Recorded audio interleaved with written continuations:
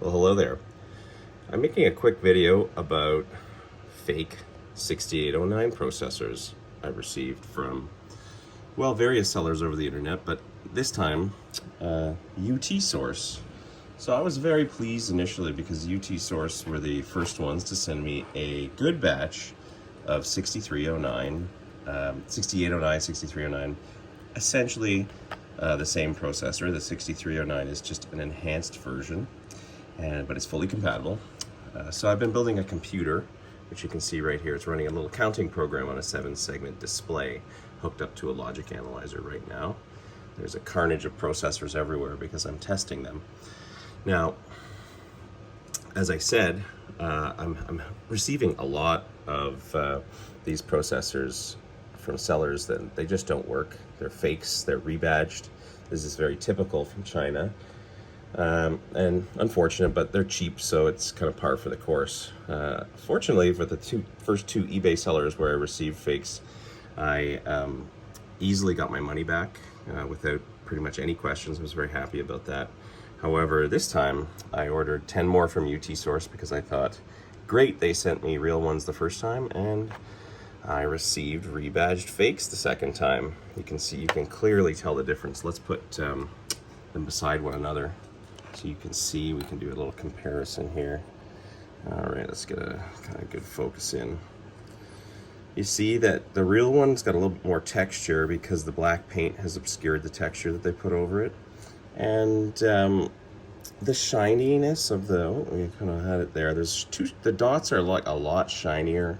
These little dots here, the divots in the chip, because the paint has covered the plastic on the rebadged ones as well. I mean, the font is quite off. The kerning is bad on the rebadged chip. Kerning means the spacing between the letters.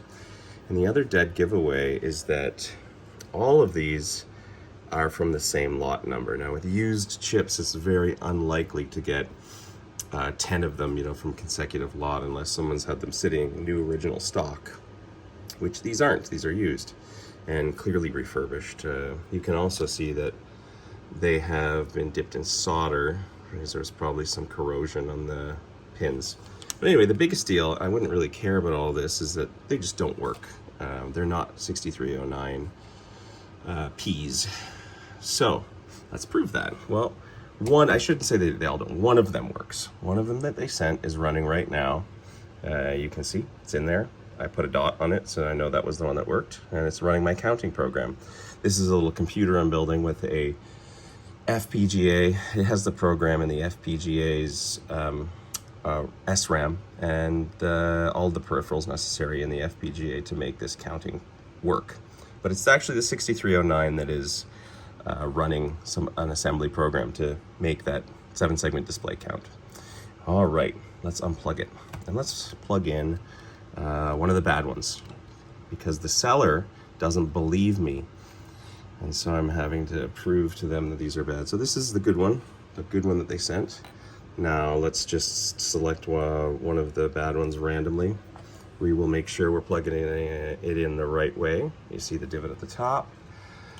All right, great, it's in. We will put down the lever. Now let's plug the power back in. Here we go, and let's watch it not work. So the FPGA will display 42 on the 7-segment display just to say that, hey, it's working. So FPGA is ready and the peripheral is ready to receive data, but the processor is not a 6309P, so it's not working. Great, you can just see that it's sitting there. Let's power it down again, and let's put in a different processor just to prove that this works. I have an extra one up here. This is not from the batch. You can see the difference very clearly between the two good ones here and the bad one. Put the dotted one in now, and we will see it begin counting as soon as I add the power back. Alrighty then, here we go. Cool, it's on. Say 42, and then it'll begin counting. There we go, the program's running. So that proves that all of these, I mean, I could go through all 10, but they're the same, except for this one. They don't work, and beware, because Utsource is challenging me and not wanting to give me my money back when I've sent pictures and these are clearly fakes and not working. Thanks for watching.